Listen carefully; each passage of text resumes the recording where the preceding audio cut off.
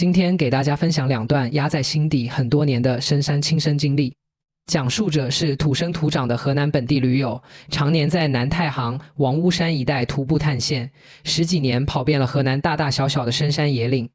外界所有人只知道河南封门村恐怖诡异，是网红鬼村，却极少有人知道，在河南深山腹地还藏着一片比封门村年代更古老、禁忌更森严、怪事更多的无人禁区。这片深山老林，当地世世代代的山民从小到老一辈子都不敢踏足半步，是真正藏在中原大地深处的幽冥禁地。这两段经历距离现在已经过去整整8年了，可直到今天，每次回想起来，后背依旧发凉，夜里偶尔还会做噩梦。整件事从头到尾没有任何一处能用正常的自然现象、科学常识解释，也是多年户外生涯里唯一一次真正打心底感到恐惧，再也不敢回头的深山遭遇。今天我们就完整把这两段真实往事原汁原味讲给各位听众。首先给大家铺垫一下背景，很多人可能不清楚，河南地处中原，看似平原居多，其实豫北、豫西整片都是连绵不绝的太行山脉、伏牛山脉、王屋山脉，深山沟壑纵横，老林密不透风。古时候这里人烟稀少，战乱频发，流民、逃兵、落难百姓大多躲进深山，无数无名亡魂、荒冢孤坟散落山林深处。再加上中原自古民俗繁杂，民间禁忌、山林规矩代代相传，很多深山老场从古至今就被划为禁区，明令禁止活人深夜入山，更禁止外人独自探秘。封门村之所以出名，是因为被网友曝光、被媒体报道，成了网红灵异打卡地。可真正本地老一辈山民心里清楚，网红打卡的恐怖都是皮毛，真正吓人、真正致命、真正无解的，是那些藏在深山最深处、无人知晓、无人踏足的古老禁区。遇到怪事的这片禁区就在河南济源王屋山深处，毗邻南太行无人区，方圆几十公里，没有公路，没有村落，没有信号，整片山林从几十年前开始就彻底无人居住，连采药人、猎户、放羊人都坚决不往里走。当地老人代代相传，这片山里藏着一座百年废弃古庙，本地人从来不叫山神庙，统一叫它胡煞庙，是整片深山怨气最重、禁忌最深的核心兄弟。很多年轻驴友、外来探险者压根不信这些老一辈的老话，觉得都是封建迷信、老人吓唬小孩的传说。从前也是一样，年轻胆大，痴迷户外探险，不信鬼神，不信禁忌，总觉得所有深山怪事都是心理作用、自然错觉。直到亲身经历过这一切，才彻底明白老一辈传下来的山林规矩、民间禁忌，很多根本不是迷信，是一代代人用血泪和性命总结出来的保命道理。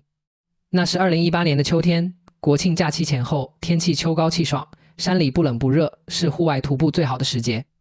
当时组建了一个4人小队伍，4个都是常年玩户外的老手，身体素质好，经验足，装备齐全，专门挑战无人区野线。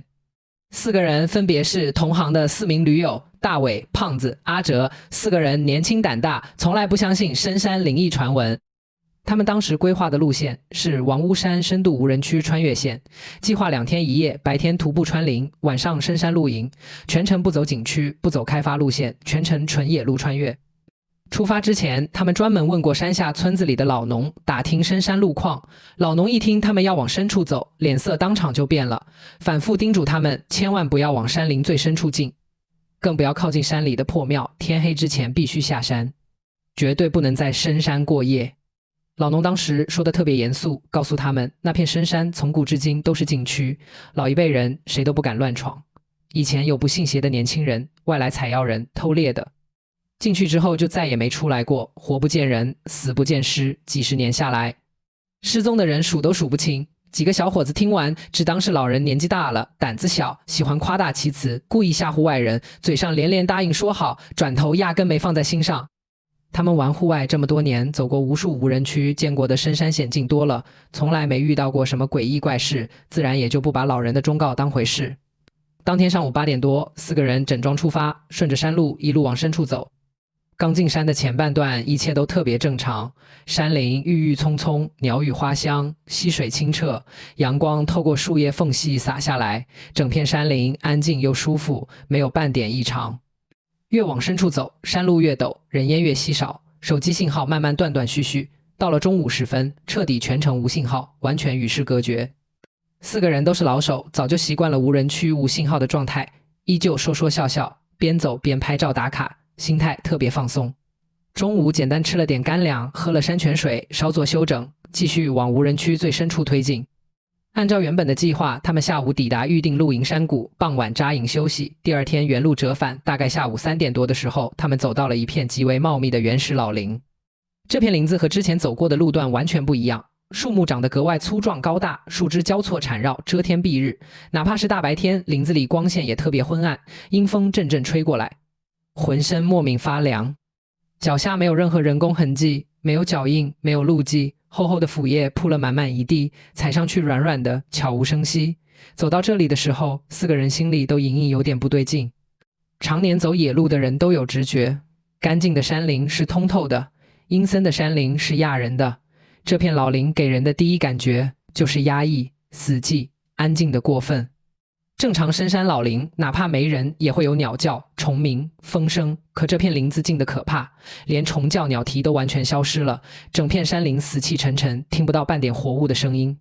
队伍里最稳重的大伟当时就开口提议：“要不咱们掉头吧？这片林子气场太怪了，没必要硬闯，安全第一。”可另外3个人兴致正浓，尤其是胖子，当场就笑着调侃说：“大伟胆子越来越小了，出来玩就是挑战无人区，遇到点阴森就回头，纯属白跑一趟。”几个人互相怂恿，最后一致决定继续往前再走一段，看看深处到底有什么，只要发现不对劲，立刻撤退。就是这个侥幸的决定，让他们4个人彻底闯进了这片千年深山禁区，遇上了一辈子都忘不掉的诡异经历。继续往前走了20多分钟，穿过层层密林，眼前豁然开朗。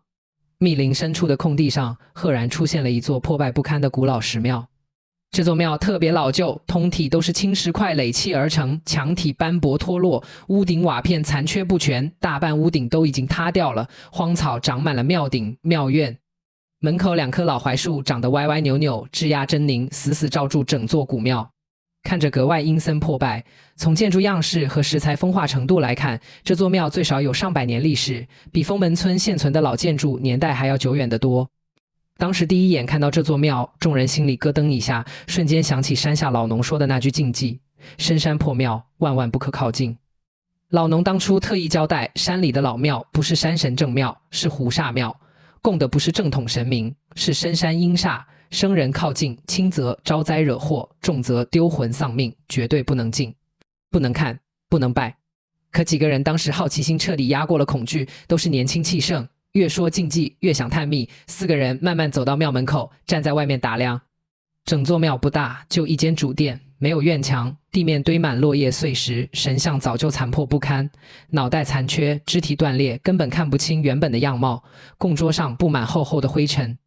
散落着无数不知名的破旧残片，地上还有很多陈旧的香灰、残破纸灰，看得出来很多年前经常有人前来祭拜，后来彻底荒废，无人问津。最让人心里发毛的是，整座古庙明明废弃100年，荒无人烟，可庙门口的地面干干净净，没有落叶堆积，和周围厚厚的腐叶荒草形成了极其鲜明的对比。这种干净不是人为打扫的干净，是一种说不出来的诡异整洁，看着格外瘆人。这是第一个反常的细节，4个人当时都注意到了，心里隐隐发慌，但是依旧没人愿意相信诡异之说，强行自我安慰，应该是山林风吹雨淋，刚好把落叶吹走了，纯属巧合。几个人站在门口观望了几分钟，没发现任何动静，也没看到奇怪的东西，胆子又大了起来。胖子提议进去拍几张照片，打卡留念，反正大白天的，阳气重，什么脏东西都不用怕。大伟依旧反对，反复劝说，深山古庙、荒庙最容易聚阴，老一辈禁忌绝对不是空穴来风，咱们赶紧走，别招惹是非。可惜没人听他的，4个人最终还是陆续走进了古庙大殿里面。刚踏进大殿的一瞬间，所有人瞬间浑身发冷，鸡皮疙瘩瞬间起了一身。外面明明是秋天正午，阳光明媚，温度舒适，可大殿里面阴冷刺骨，寒气顺着脚底往上窜，像是走进了冰窖一样，温差极其明显，完全不符合正常山林温度。大殿里空气浑浊沉闷，带着一股淡淡的说不清的陈旧腥气，不臭不腐，就是让人闻着胸口发闷，头晕恶心。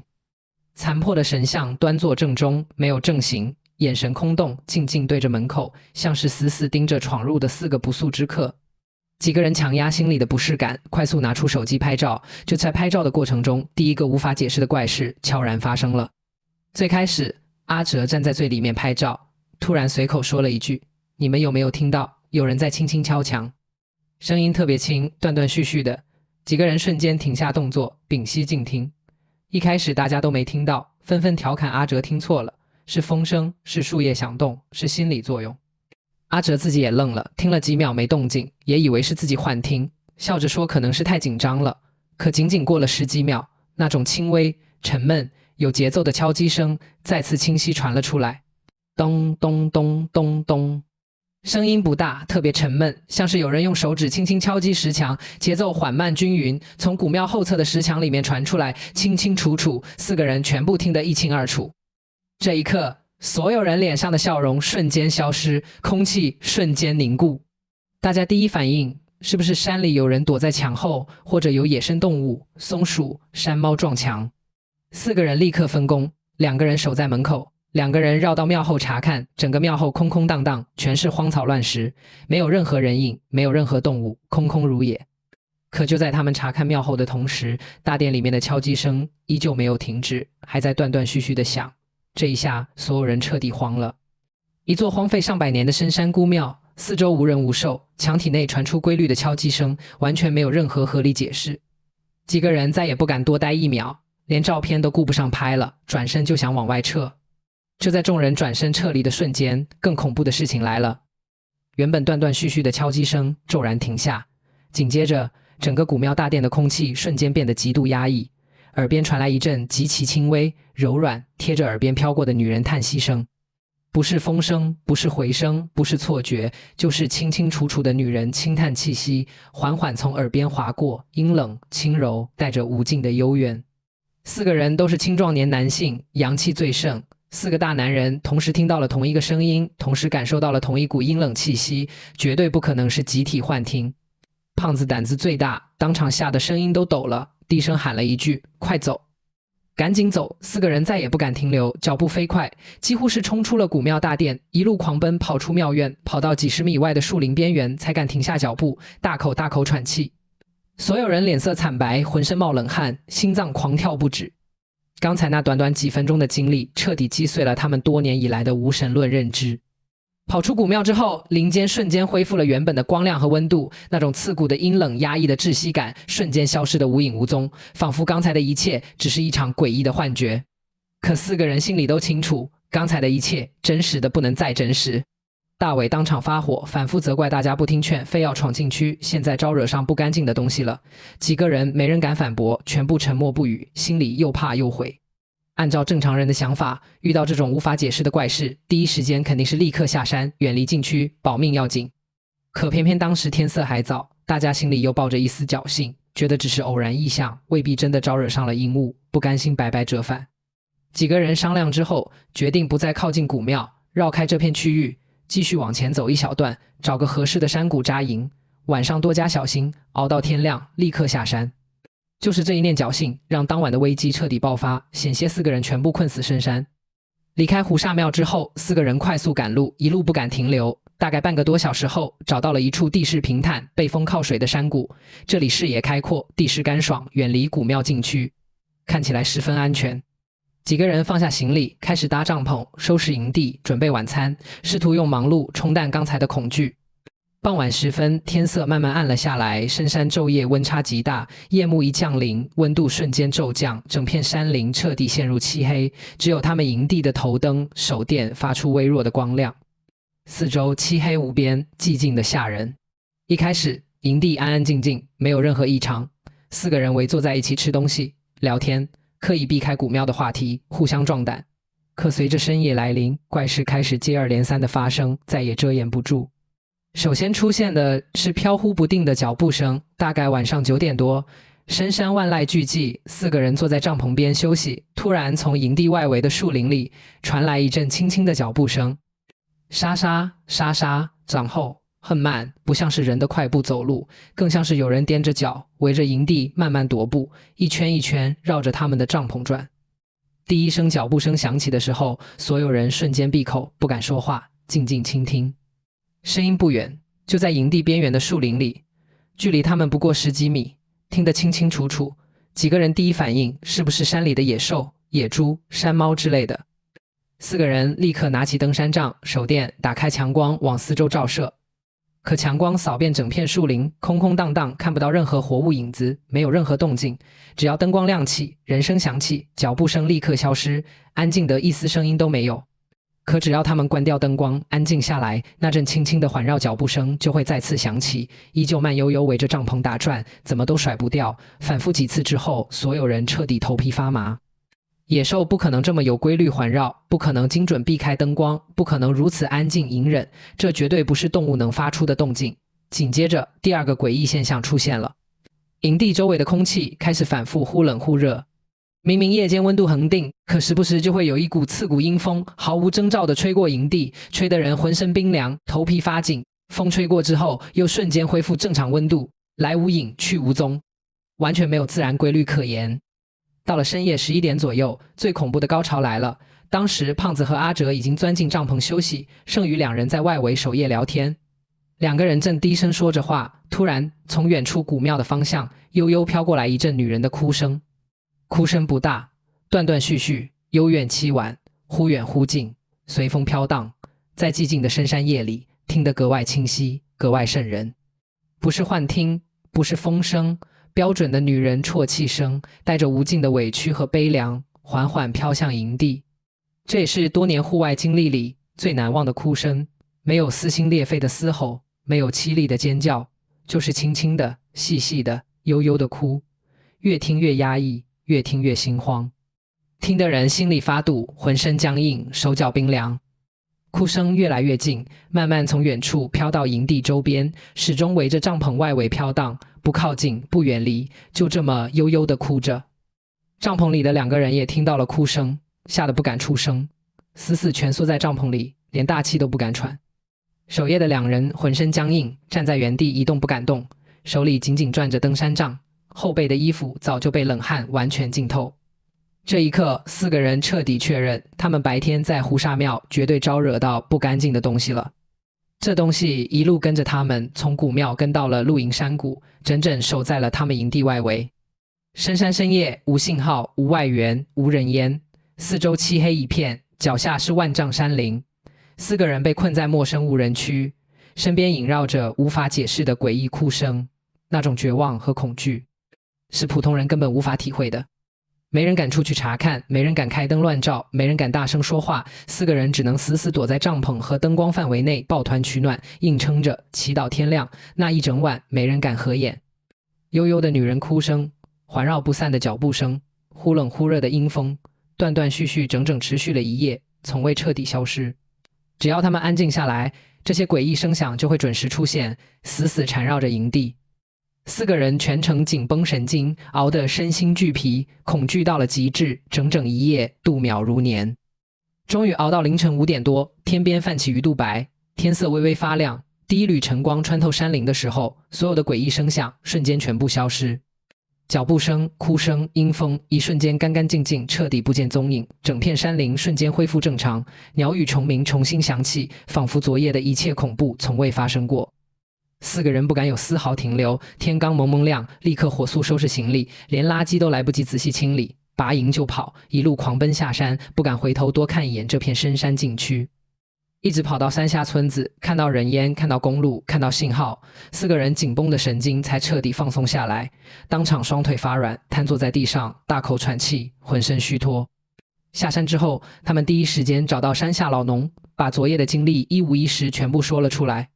老农听完连连叹气，说他们命大，胆子太大，闯入胡沙庙还能全身而退，算是祖上积德，运气极好。老农告诉他们，那座胡沙庙是古时候深山猎户流民供奉阴灵的庙，不是正统神明庙宇，千百年来吸纳深山阴气，孤魂怨气，是整片太行山王屋山阴气最聚集的兄弟。但凡闯入打扰阴灵清净的生人，轻则缠身，运势衰败，夜夜噩梦，重则当场丢魂，困死深山。几十年里，无数探险者、采药人有去无回，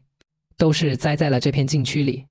老农还说，夜里环绕的脚步声、女人哭声，都是常年被困在深山、无人超度的孤魂怨灵，没有害人的实体，却能缠人运势、扰人心神，一旦招惹，轻则霉运缠身，重则常年噩梦、精神恍惚。听完老人的讲述，4个人后背彻底凉透，满心后怕。他们终于明白，老一辈的深山禁忌从来不是迷信，是无数前人用性命换来的保命规矩。从那之后，这4个常年闯荡无人区的资深驴友彻底戒掉了深夜深山露营、探秘禁区的习惯，再也不敢轻易挑战未知山林。这件事过去8年，再也没有踏足过那片河南深山禁区，哪怕是白天路过，都会远远绕开，一辈子不敢再靠近。这件事至今为止没有任何科学解释，没有任何合理的自然现象能够对应那晚的所有诡异细节。集体听到的脚步声，同步听见的女人哭声，古庙内部的诡异敲击，忽冷忽热的阴寒气场，全部都是多人共同见证的真实经历，绝非个人幻觉、心理作用。很多人总说深山灵异都是心理暗示、自我恐吓，可真正亲身经历过、多人共同见证过的人，才明白这个世界上真的存在很多现代科学无法解释、人类认知无法触及的未知事物。我们可以不信鬼神，但一定要敬畏未知，敬畏自然，敬畏老一辈流传下来的古老禁忌。第一个深山禁区的真实经历说完，欢迎继续收听灵异电台，精彩继续。接下来给大家带来第2个故事，同样来自河南深山，比胡沙庙更古老、更诡异，是一段90年代发生在河南伏牛山无人村的集体失踪诡异往事。今天第2个故事的讲述者是一位土生土长的河南伏牛山老人，今年70多岁，年轻的时候常年在深山收山货、跑供销，见证过90年代深山最诡异的一段集体失踪谜案。这件事在当地老一辈山民圈子里人人皆知，却从来没人敢对外宣扬，尘封几十年，极少有人知晓完整真相。故事发生在1991年的冬天，地点在河南焦作太行山深处的瓦房沟古村。很多人听过封门村，却从未听过瓦房沟，可在本地老人心里，瓦房沟的恐怖程度远远超过封门村。封门村只是荒村闹鬼，瓦房沟是整村人凭空消失，彻底绝迹，是中原深山最无解的古老谜案。90年代初的河南深山交通闭塞，山路难行，山里村落零零散散分布，很多村子依山而建，与世隔绝，对外往来全靠步行山路。瓦房沟就是这样一个深山古村，村子历史超过1000年，比封门村建村年代还要早数百年，世代居住着几十户山民，靠山吃山，采药种地，安稳度日。1991年冬天，天气格外寒冷，大雪封山频繁，山路难行，外界很少有人进山。当时山下镇上有个走村串户的老货郎，常年往深山各村送货，卖日用品，收山货，每个月都会进山一趟，走遍各个山村。按照惯例，1991年腊月，老货郎按时进山，准备给瓦房沟村民送过年的年货、针线、糖果、日用品。他连续往返深山3趟，每次特意绕到瓦房沟方向，可每次走到村口山路，都发现整片村子死寂一片，听不到人声，看不到炊烟，见不到鸡鸭牛羊的动静。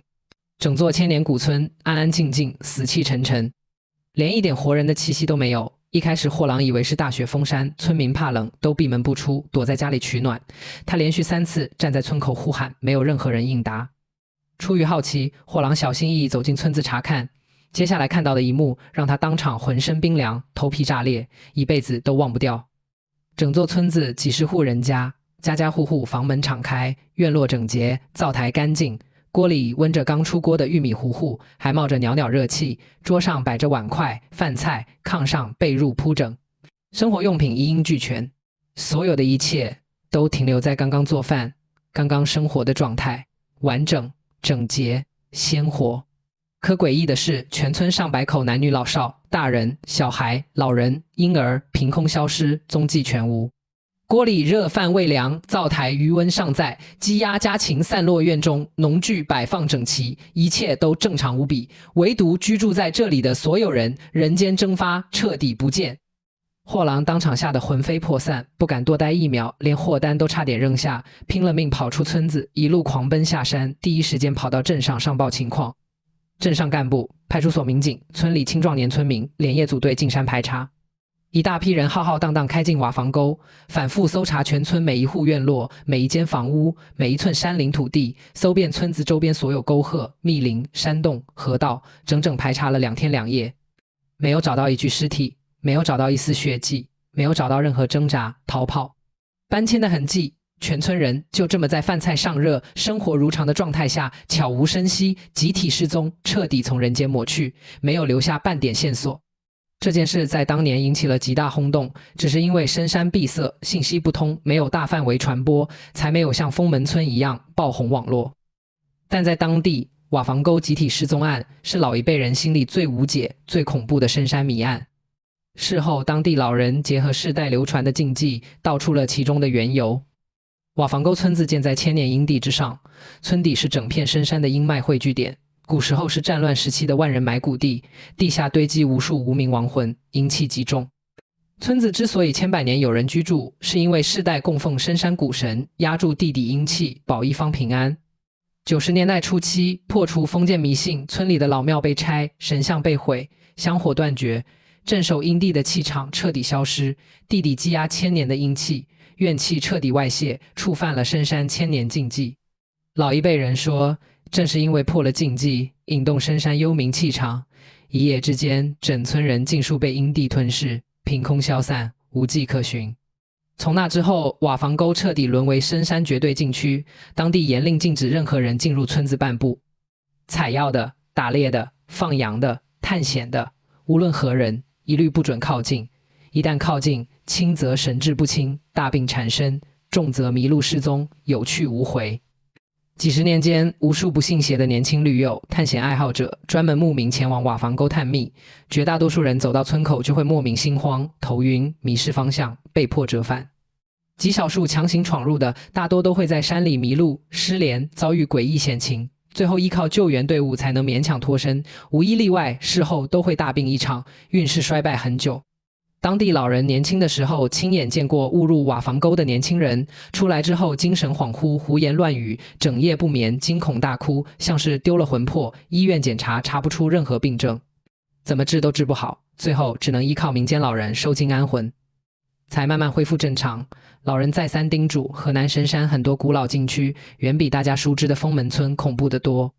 网红鬼村的恐怖是人为渲染、刻意炒作出来的，而这些千年深山禁区的诡异是沉淀千百年、真实存在、无解无答的自然幽冥气场，是普通人根本无法承受、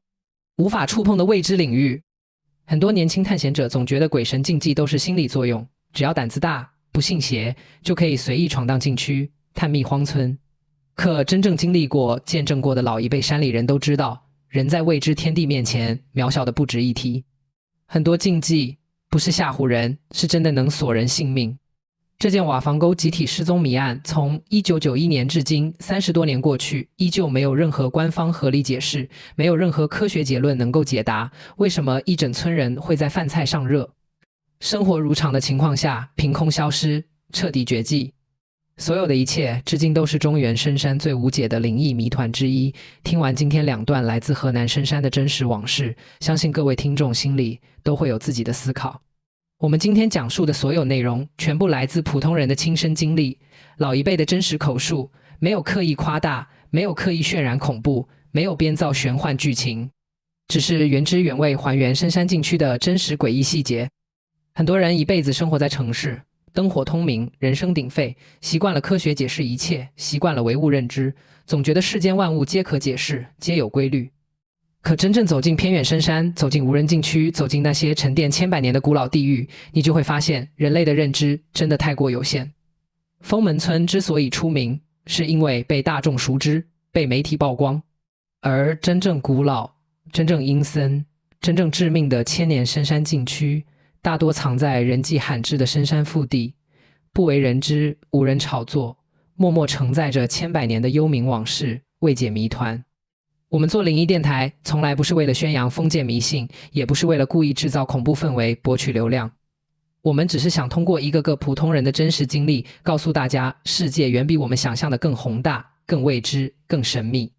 科学能够解释绝大多数自然现象，但永远无法穷尽世间所有奥秘。人活一世，最难得的不是胆大无畏、无所畏惧，而是心存敬畏，行有所指。